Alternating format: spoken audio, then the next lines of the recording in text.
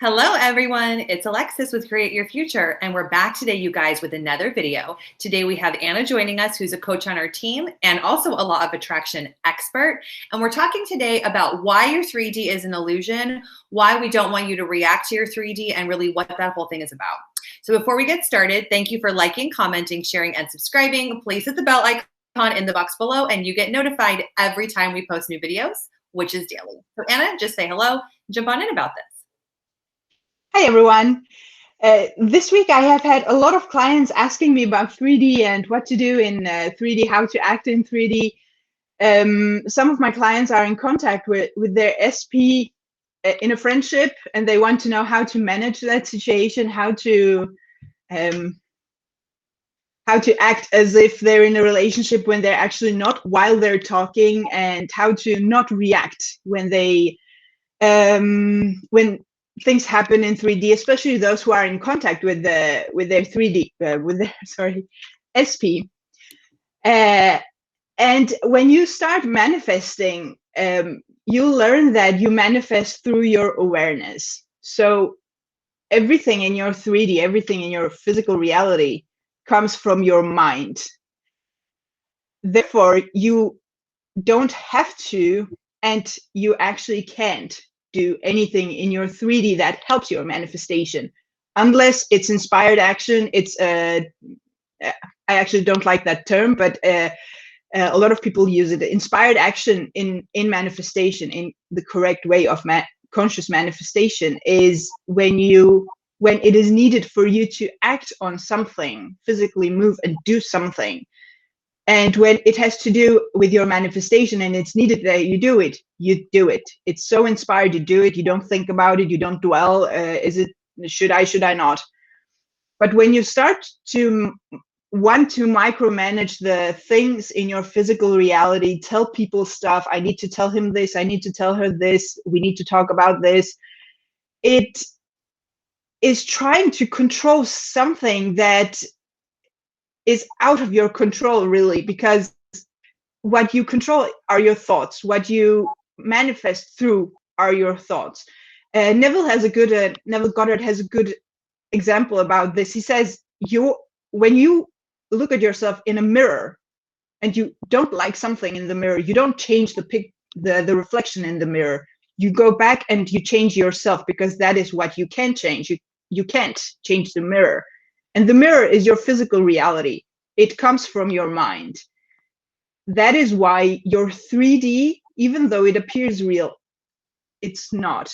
What is real is what you're doing in your mind, because you can do whatever you want physically. You can text, you can talk, you can move things, you can do whatever you want. But what is going to manifest is your mind anyway. So your work is inside your mind. Your work is with your thoughts, with your imagination. That is the real thing. But you get this through doing it. You get this through experience with manifestation, through trying again. And you understand your mind better when you do it. Because again, you can listen to me talk for hours, but if you don't do it, you don't feel it, you don't get it. You need to try. Correct your thoughts, correct your imaginal acts. What are you visualizing? What are you daydreaming all day? That is your real world. That is what is creating everything that is happening on the outside. Yeah, that's so beautifully put, just like that, because we get asked that a lot, and a lot of people want to know, what do I do?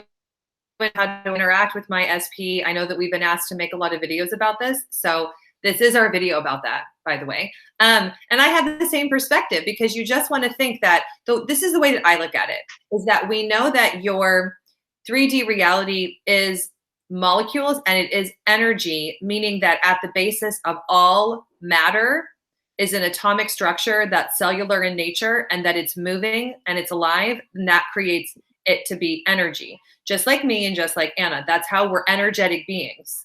But it's not energetic in a woo-woo way. It's that if you took a microscope and you looked at, here I am with the props like usual, like my highlighter or my pen, if you looked at these, it would be a molecular structure at its basic level. So that's what makes it not real. That's what makes it an illusion.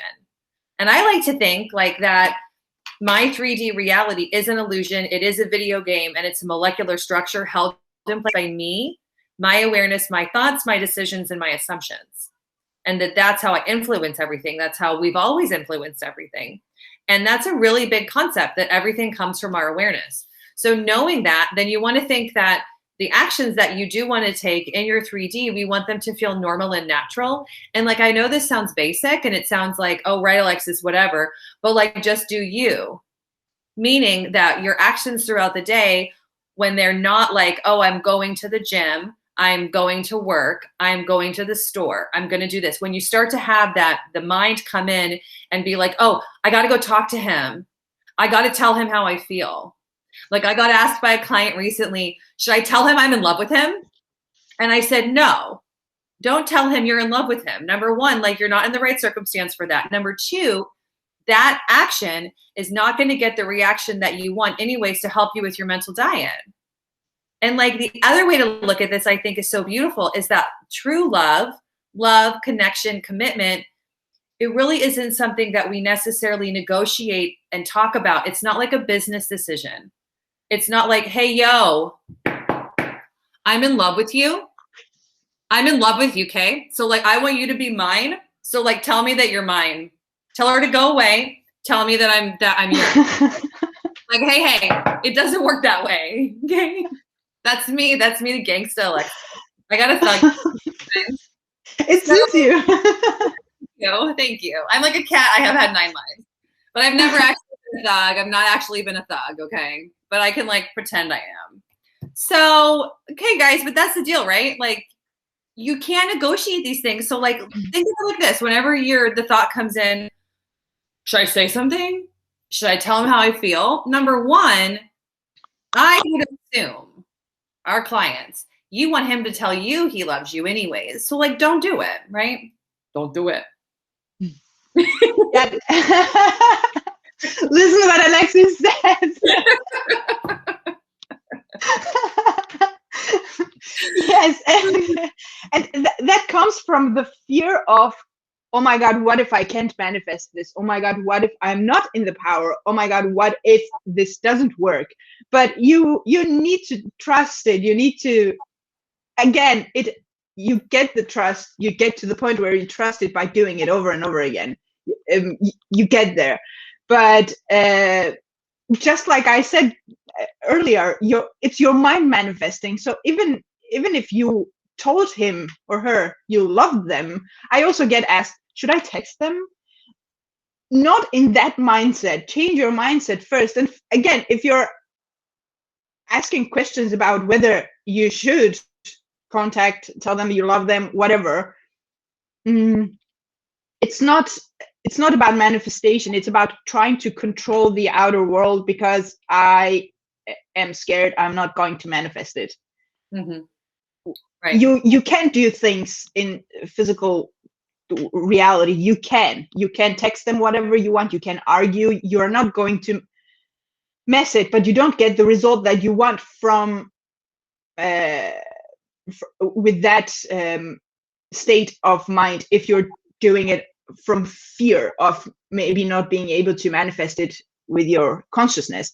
Because again, if it were a part of your manifestation that you had to text him, you would have already done that without even realizing it, negotiating. That is inspired action. You don't ask questions. Should I not? Oh, I was inspired a minute ago, but now I don't know. Like, no. Again, do it if you want to, but be prepared that what is going to be reflected back to you is your current state of being. Where are you at? Are you in, oh my God, I wonder what he's whether he's going to reply at all. Maybe you'll get a reply that you don't like. You be prepared. I always say, like, if you want to text, just be prepared that they are going to reflect back to you your current state of being. And if that happens, don't react. Right. Because reaction is another way of manifesting more of it. If it's good, react, go with it, milk it as much as you can. But it's just, everyone is your mirror. is a mirror of what is happening inside you. Are you coming from fear or love or whatever it is that is happening inside you? Exactly. So that means you guys like don't do it again. Like, because then if you're thinking, should I text him? Should I not? Should I text him? Should I not? Then you're already like, it's not inspired. You can't like, inspired action is like what you do all the time. Getting up, brushing your teeth. It's like routine. It's like this, you know, and creative insight. But you can't force it or create it or manipulate it or make it happen. You just want to be on your intentions internally instead and focused on the awareness within. Mm. And that's why the persistency is so key, because again, if we go back to the basic idea, the foundational principle that your reality is an illusion and your reality is a molecular structure and it's cellular, and that's why it's an illusion. Like it's like a video game. That's why that's said in so many circles. If we go back to that principle, then you want to think to yourself, okay, so my thoughts hold this whole thing in place.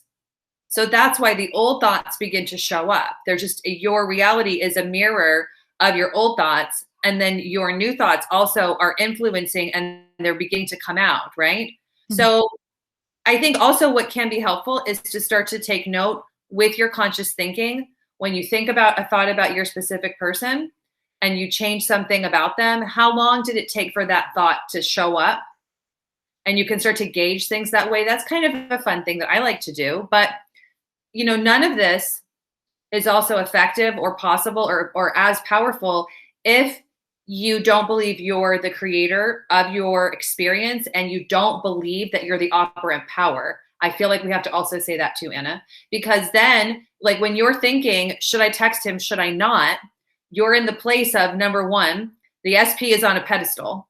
Like the SP is like super cool guy, super cool girl, way cooler than you. And you want to like get their attention by being a fan of them, right? It's a fan, like a fan, you know what I mean? Like, hi up there, what's going on?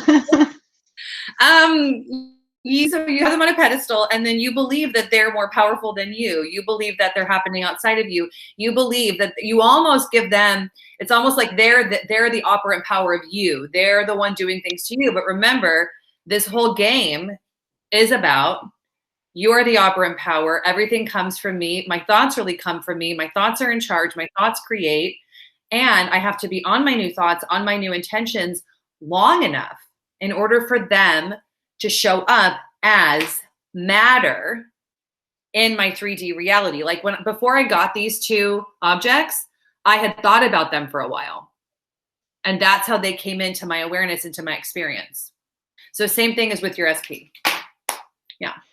Yeah, I think the need of controlling the 3D is also a way of negative reaction to your 3D, because often it happens when you see anything happen. Oh my God, I've been affirming for this many days, nothing is happening. Should I text?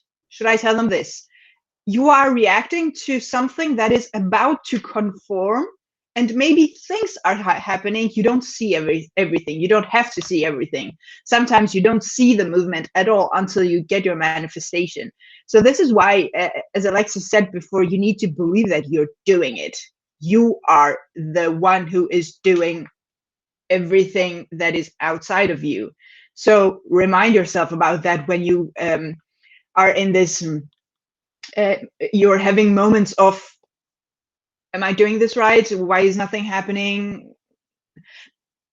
Yes, I am doing this right. I am the creator of my reality. I am the operant power. But I am a human in a human form. Therefore, I can only see one thing at a time. Your awareness that is creating sees everything that is happening. So you as a human cannot see what your awareness is doing back there in the background, right? So having patience with yourself until things start to change, start to move. It can happen in different ways. Sometimes you see movement. With some manifestations, you start seeing a lot of signs, and like it helps you believe more that, oh my God, yeah, it's coming. I need to persist. But sometimes you don't see movement, but movement is happening anyway. Sometimes movement is happening in their head. If you're manifesting an SP, if you're manifesting a job, the movement can be happening in the boss's mind. They have to choose you. That is why even a job, even a house, is everyone you pushed out anyway. You have to do with people anyway. So when you don't see movement, you don't panic like, oh my God, I need to make this happen. You can't. It's your mind manifesting anyway. So even though you do things in your physical reality, it's still what is in your mind that will manifest. Mm-hmm. You know what's so interesting, Anna, the way that you say that, it kind of makes me think that everyone is a specific person.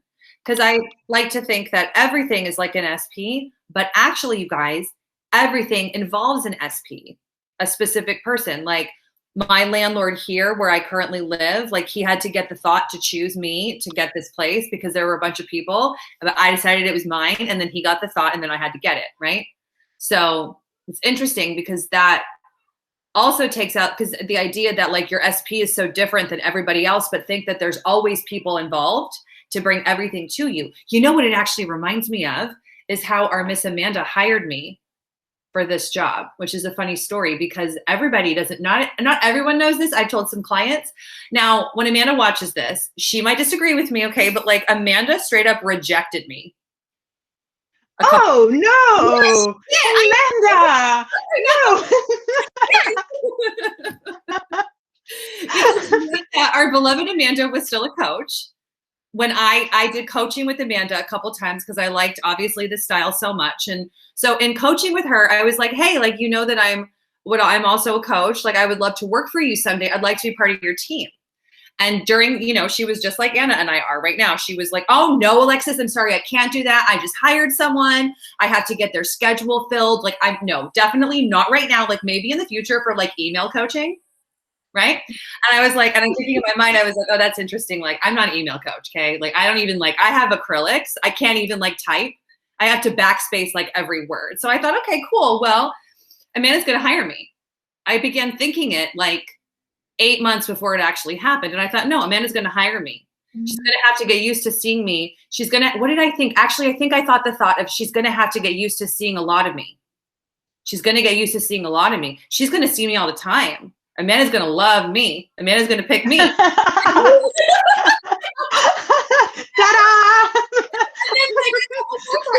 Like she would have a surgery and I would email in and say like, hope Amanda's well, because it just felt inspired. It wasn't like I was trying to get her to do something. It was like she would do a video when our beloved Amanda did our videos still. She does them sometimes, but not as much because she's so busy, boss lady, beautiful. She would though like have a thing she'd say in a video, like, I had a surgery and I'm working on my health intention. So I would think like, oh, I'm going to write an email. And I'd be like this, hope you're doing well, Amanda. Mwah. Okay. And I'd send it. Happened a couple of times. And then somehow, some way I sent in like another email, and then lo and behold, Amanda or someone, I don't know who was the person, somebody emailed me like, oh, we're only hiring for email coaching. And so I said, oh, and I'm thinking, okay, that's interesting. I'm just a video coach. Like I'm not doing email coaching. And then by the time I actually got hired, like I wasn't even offered email coaching. It was just the video coaching position became available. Oh, that's interesting. See, that is how you manifest. You manifest through your mind, not through trying to control things. If you had stressed about, oh my God, what do I need to do? Maybe I have to send 10 emails a day. Maybe I have to tell her this. Maybe I have to tell her that. If that had been the process, I think it feels so much resistance just by thinking about it. Because you do manifest conscious manifestation. Of course, you manifest all the time, but conscious manifestation is doing things in your mind that you know what you're doing. But even when you don't know you're manifesting, when you don't know you are the creator of everything that is happening, you're still manifesting through your mind. But it's when we don't know that we're manifesting that we are trying desperately to control the situation, that I need to tell them this, I need to go do that. It's because you don't know that you're the God of your reality and you are creating it through yourself. And therefore, when you become a conscious manifester and you learn that everything comes from me, it's everything me pushed out, then controlling the thing is the old way of thinking. It doesn't go together with manifestation. It's either one or the other. Mm-hmm. Therefore, again, oh, sorry. I was just saying what we said in the beginning, that keep on your 3D, whatever it is, it's not real. It's not real. Your mind creates it anyway. So you change your mind, you change your thoughts about it, your 3D is going to conform. So why fight with the mirror when you can just work on yourself and and it doesn't mean sit on your hands and just don't do anything. If you're going to do something, you will do. Don't worry. Mm-hmm. Yeah, no, it's so true, isn't it? And I think it's much more fun to see the proof in your thoughts creating, because that's a really cool story. I don't even know if Amanda knows all that. She's going to watch this and be like, I know. But think about it. Amanda, in my reality, Amanda's watching me over there somewhere in my awareness. And then the exact intention came true. She's watching. She has to seeing a lot of me because now I do a lot of our video, not just my own videos. So it's like, that's why we always want to be, this really works, you guys. It really works. And I didn't have the plan months and months ago of like doing all of our YouTube videos. I just knew that Amanda had to get used to me because like I was already working for her in my mind.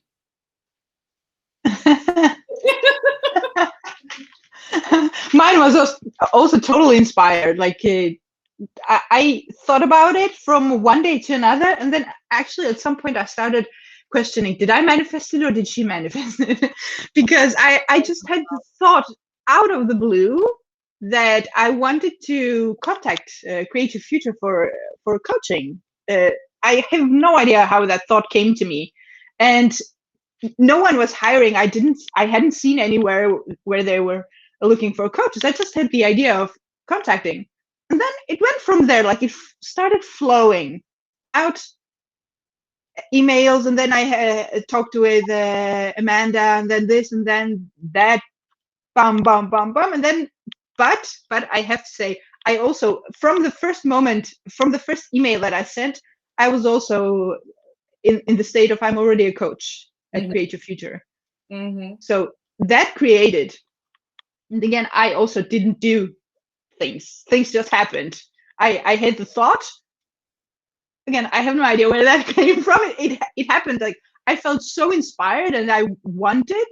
It felt so good. It felt so right. It was time for me to contact Amanda, and then things just happened.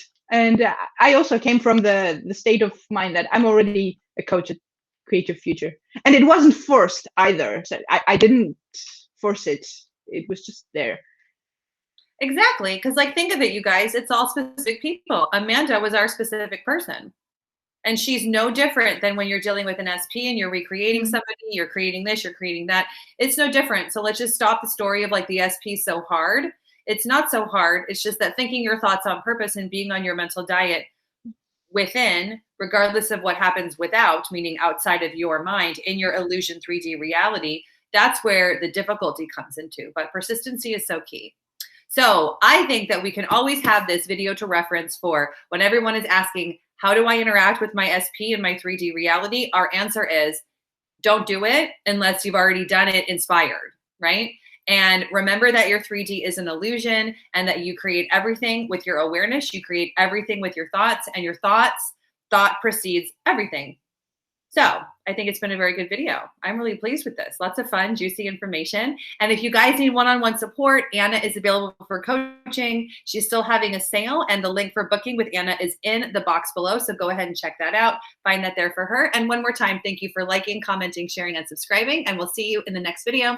Make today awesome. Bye.